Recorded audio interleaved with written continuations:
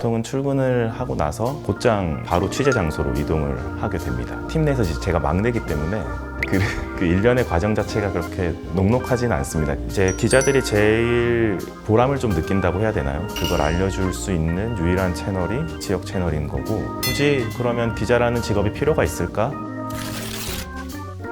안녕하세요. SK 브로드밴드 서울보도국의 양진호 기자라고 합니다. 서울보도국에서 일을 시작한 지는 이제 2년 차가 되었습니다.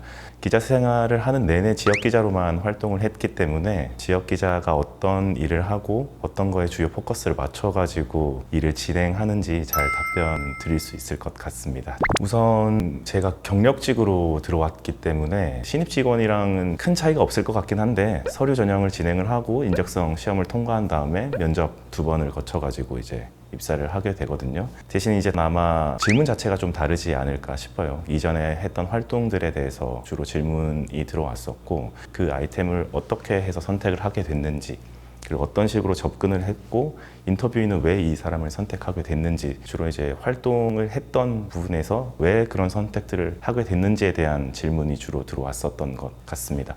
이슈를 따라가려는 노력을 좀 많이 했었던 것 같고, 특히나 이제 지역 이슈에 대해서 집중을 좀 많이 하게 됐는데요. 중앙 언론이나 이런 데서 다루는 면접 질문이라든지 논술 주제와는 좀 상이한 주제들이 많이 나오게 됩니다. 좀 더 지역에 포커스를 맞춰가지고 질문들이 나오기 때문에 해당 지역의 이슈가 뭔지, 최근 이슈가 어떤 식으로 흘러가고 있는지에 대해서는 확실하게 숙지를 하고 가셔야 질문에 제대로 된 답변을 할 수가 있습니다. 우선은 저희는 주간 계획을 수립을 하고 나서 그 다음 주 취재 일정을 들어가기 때문에 아이템은 항상 이제 잡혀 있는 상태입니다. 한 주 매주 루틴하게 움직이게 되는데, 보통은 출근을 하고 나서 곧장 바로 취재 장소로 이동을 하게 됩니다. 인터뷰도 하고 그림도 찍고 여러 가지 취재 활동을 하고 나서 복귀하는 시간이 대략적으로 한 오후 2시에서 오후 3시 정도. 이제 카메라 기자는 영상을 정리를 하게 되고, 취재 기자는 취재를 한 내용물을 바탕으로 이제 원고를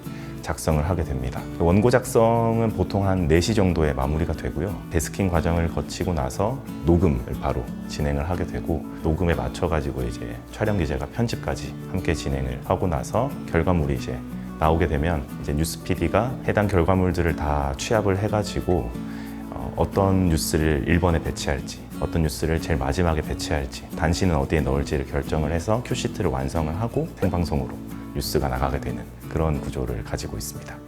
사실 그 두 아이템을 기획한 거는 혼자서 생각을 한 건 아니고, 취재 기자들이랑 뉴스 PD랑 함께 모여가지고 최근 물가가 많이 올랐다는 걸 제대로 전달을 해야 되는데, 그러면 어떤 방법이 가장 효율적인가를, 그러면은 내가 하루 동안 쓰는 모든 돈을 다 합했을 때 어느 정도 나올까를 한번 더 해보자. 그랬을 때 이 정도 금액이 하루에 다 소진이 되는구나를 보여주면은 최근 물가가 심상치 않게 올라갔구나를 정확하게 전달을 할 수 있지 않을까 싶어서 그런 기획을 하게 됐고, 팀 내에서 제가 막내이기 때문에 그 일련의 과정 자체가 그렇게 녹록하지는 않습니다. 그 양진호 기자의 하루가 제 아침부터 저녁 마무리까지 쭉 제가 직접 촬영도 하고 멘트도 직접 하면서 해야 됐기 때문에 막내라서 그걸 하게 됐고요. 생각보다 반응이 괜찮았기 때문에 아직도 이제 물가가 잡히지 않는 시점이라서 이걸 한 번 더 진행을 하면 그때 썼던 돈과 지금에 썼던 돈이 또 비교가 확실하게 될 수 있으니까 그 부분도 한번 지금 생각을 하고 있습니다. 4.10 총선 날씨 같은 경우에는 어떤 후보자가 나왔다, 어떤 후보자가 이런 공약을 제시했다, 이 후보는 이런 이력을 가지고 있다라는 걸 이렇게 단순하게 정보 전달만 하면은 흥미를 끌 수도 없고, 그런 뉴스는 너무 많이 나오기 때문에 어떻게 하면 좀 더 시청자들이 재밌게 보고 그다음에 흥미를 좀 유발할 수 있을까에 중점을 두고 나서, 안에 담기는 내용 자체는 단순한 정보인데 그러면은 이걸 날씨 형식으로 한번 전달을 하면 재밌지 않을까.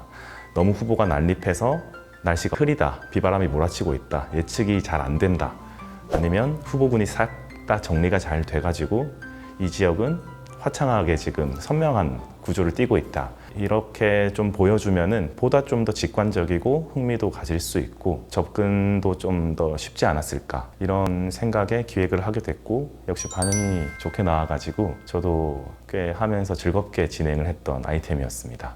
우선은 첫 번째는 진주에서 진행을 했던 뉴스였습니다. 안인득이라는 당시의 피의자가 아파트에 불을 지르고 불을 피해서 내려오는 주민분들을 이제 흉기로 해쳤던 사건이 있었거든요. 그 당시에 이제 제가 경찰서를 쭉 돌고 담당을 하고 있었기 때문에 사건을 좀 빠르게 인지를 하고 현장에 갈 수가 있었고 생각보다 현장을 봤을 때 너무 심각했었기 때문에 곧바로 이제 데스크랑 이야기를 나눠가지고 이거는 전화 연결이라도 생방송으로 빨리 진행을 해야겠다라는 판단을 했었고 이후에도 계속 꾸준하게 후속 보도를 했었습니다.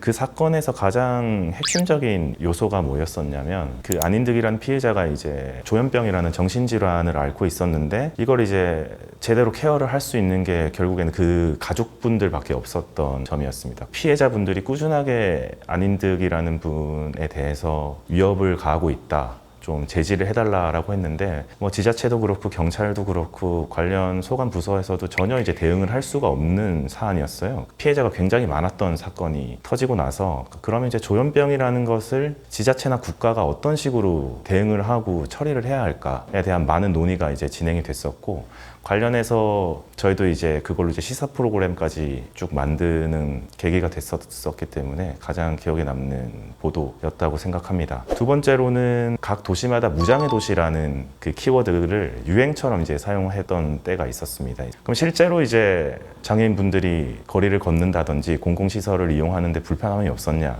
당연히 있습니다. 현실은 전혀 달랐었기 때문에 장애인분들과 함께 동행을 하면서 어떤 점이 좀 문제가 있고 어떤 거는 좀 개선이 돼야 되고 시리즈별로 명명하게 짚어주는 보도가 진행이 됐었고 이제 기자들이 제일 보람을 좀 느낀다고 해야 되나요? 실제 보도가 나가고 나서 현실에서의 반영이 됐을 때 현실이 좀 달라졌을 때 보람을 좀 많이 느끼는데 그 당시에는 지자체에서도 꽤나 예산을 많이 투입을 해가지고 지적됐던 부분들을 개선을 하려고 한다든지 노력을 했던 부분이 있어서 가장 기억에 남는 것 같습니다.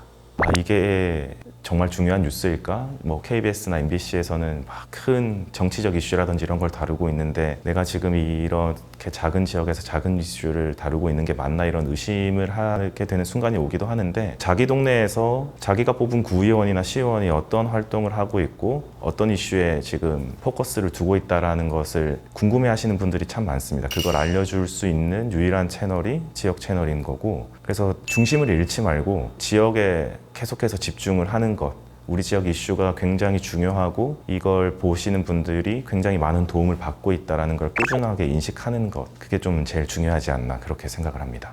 지역 뉴스를 하다 보면은 지역민분들과 직접적으로 소통하는 경우가 많습니다. 그렇게 하다 보면은 이제 점점 인간적으로 지역에서는 이런 것을 포커스를 두고 이야기를 하고 있구나 이거를 참 좋아하시는구나 아니면 이런 걸 더 중요하게 여기시는구나 그 다른 공중파에서 나오는 이슈를 지역에서는 이런 식으로 바라보고 있구나를 알게 되는 경우가 많습니다. 여러 지역을 거쳤기 때문에 특정한 이슈를 각각의 지역에서는 정말 다르게 바라보고 있다는 것도 알 수 있게 됩니다. 그 때문에 이제 단순히 공중파에서 쭉 내리 꽂아주는 뉴스를 그대로 전달하기보다는 이 지역에 맞춰가지고 포커스를 바꿔서 이제 전달할 수 있게 되는 뉴스를 저희는 좀 많이 만들고 있습니다. 그런 부분이 좀 상당히 매력적이지 않나 그렇게 생각을 합니다.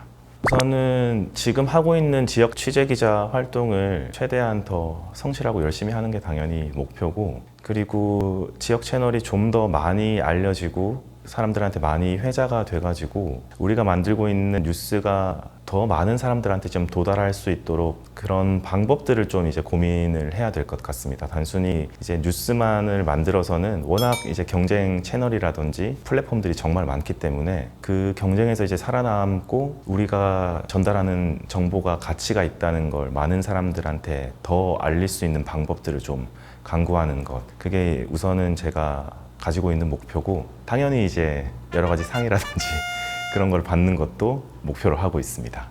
기자라는 직업이 존중을 받지 못하고 욕을 먹는 대상이 된다든지 아니면 영화라든지 드라마에서 다뤄지는 그걸 봤을 때 좀 안타깝게 느껴지는 경우가 많습니다. 사실 근데 그거는 기자들이 스스로 자초한 일이기도 하거든요. 좀 매너리즘에 빠지는 것처럼 마치 받아쓰기 하듯이 보도자료를 그대로 전달하는 게 굳이 그러면 기자라는 직업이 필요가 있을까라고 시민들이 생각하게 만드는 경우가 최근에도 계속 반복이 되고 있다고 생각합니다. 그래서 만약에 기자를 꿈꾸고 계시다면은 상당히 수고로운 일일 수도 있겠지만 이 정보가 실제로 전달됐을 때 어떤 파급 효과를 가지고 올 것인가, 그리고 여러 가지 쏟아진 보도 자료들이 진실인지를 꾸준히 확인하고 팩트 체크를 하는 그런 훈련들을 많이 하셨으면 좋겠습니다. 너무 거창할지 모르겠지만 좀 신념을 가지고 기자 생활 준비를 하시는 게 좋지 않을까, 그렇게 생각을 합니다. 사실 제목 정하는 게 제일 어려운데 지역 뉴스 기자 희망편으로 나갔으면 좋겠습니다. 내가 열심히 하면은 정말 좋은 정보를 시민분들한테 전달할 수 있고, 그래서 세상이 조금이라도 바뀌게 되는 계기를 내가 마련할 수 있구나라는 걸 인식을 하고 기자를 준비를 잘 할 수 있는 그런 계기가 되는 영상이 됐으면 해서 희망편으로 한번 해보겠습니다.